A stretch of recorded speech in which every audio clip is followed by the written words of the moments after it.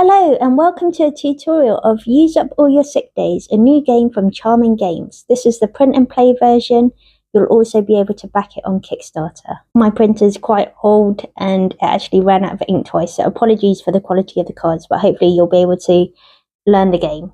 So first we'll learn the competitive multiplayer mode and then the solo cooperative mode. The multiplayer version is a game for 3 to 8 players.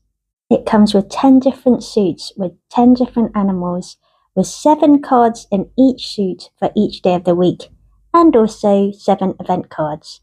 To start, take 2 random event cards and shuffle the rest of the deck. These are the rest of my cards, and as you can see, it's got that sort of background, a doctor's note. We've set up for a 3-player game here. Each player gets 7 cards and 2 tokens. The tokens are the same, just different art. If you're playing with 6 to 8 players, you get 1 token each. The goal of the game is to get rid of all of your cards, and the starting card is a Monday card or the number 1 card. Anyone can start, you just have to match the suit or play the next day. When you play, say out loud what day or number you played. Then another player can play a card following that same rule. Event cards are wild and can be played on any day of the week, and any day of the week can be played on top of them. But instead of saying the day of the week when you play on top of it, you must celebrate the event with certain phrases or movements. With this pizza party card, you have to shout party before you play it. With this look busy card, every player has to look busy by typing on the table, and the last person to do it has to draw 2 cards. I won't go through all the event cards. You can find the explanation in the rulebook. In the simple version of this game, if no one has a card to play, the last player who played can play another card. In the advanced version of the game, if you can't play anything, you could flip over one of your cards, put a doctor's note down. You can only have 1 doctor's note in front of you at a time. If you want to play your doctor's note, you flip it over and say, "I'm back." There's no turn order, but you can't play twice in a row. In this game, there's lots of mistakes you can make, and if you do make a mistake, you'll have to draw 2 cards. These are the type of mistakes you can make. Play at the same time as someone else. If a card leaves the other cards in your hand, that's considered playing. You could also play another card after you played before someone else played. You could play the wrong card. You play a card that's not the next day or the same worker. You could wrongly accuse someone else of playing the wrong card, i.e. they play the same worker but you call them out for the wrong day. You play on top of an event card without celebrating. If you make a mistake, leave the card you played or wanted to play on the play pile and draw 2 cards from the deck. If the draw pile ever runs out, flip over all but the top card of the play pile to make a new deck. No shuffling needed. What if everyone plays at the same time? Everyone draws 2 cards and then anyone may play next. If you play all your cards and don't need to draw cards, put a tired worker token back in the box and draw 7 cards. If you have no tokens when you play your last card, you win the game. The game continues until all but 2 players win. Let's look at the solo cooperative mode.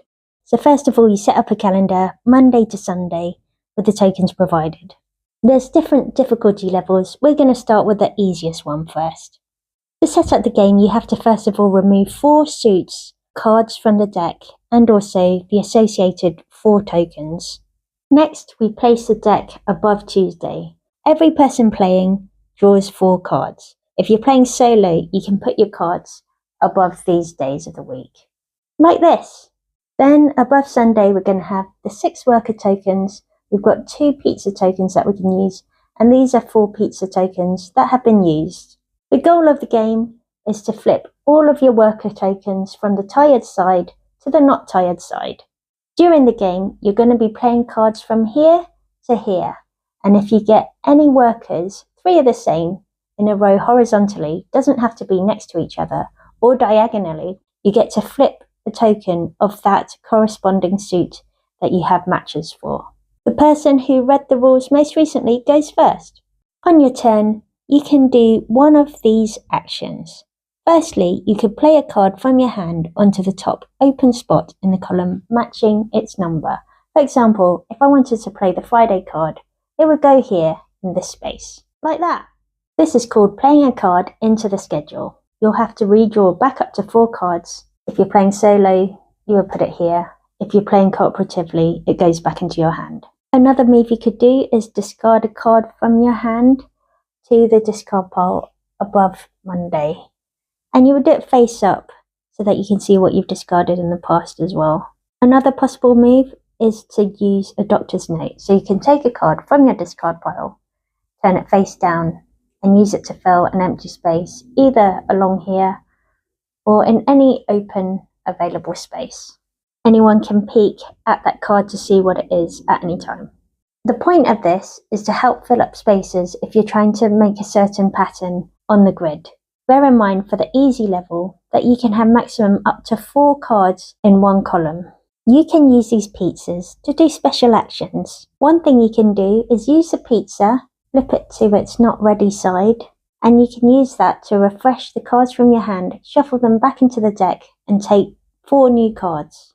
If you're playing cooperatively, you actually can't talk to each other in this game, but you could use the pizzas as signals. For example, you could take a pizza, put it in a spot where you have a card, or to use it as some form of communication. If a player puts a card in that spot, then you return it back to the not ready side.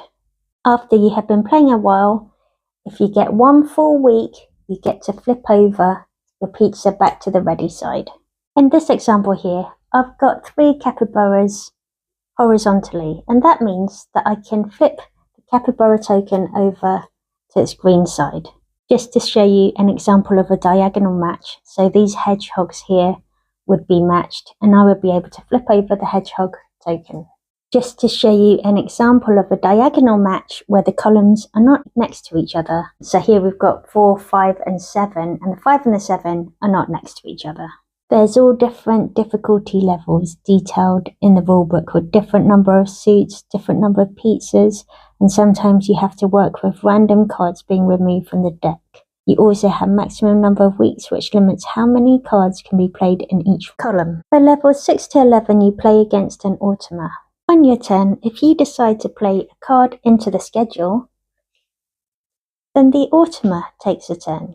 Take 1 card from the deck, and then you decide whether you want to play this card into the schedule or discard it into the discard pile. And if you do that, the automa doesn't take a turn. If you haven't flipped all 6 tokens and the automa can't play a card, you lose the game. For example, if it drew a 5 here, the game ends and you win if you manage to flip over all of these tokens by creating the relevant matches either horizontally or diagonally within the constraints given by the level difficulty.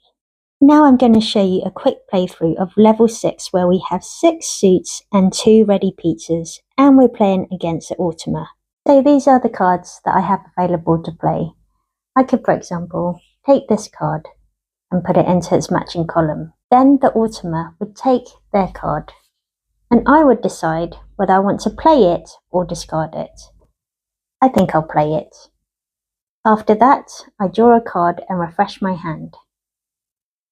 Let's say I now play this card into the schedule.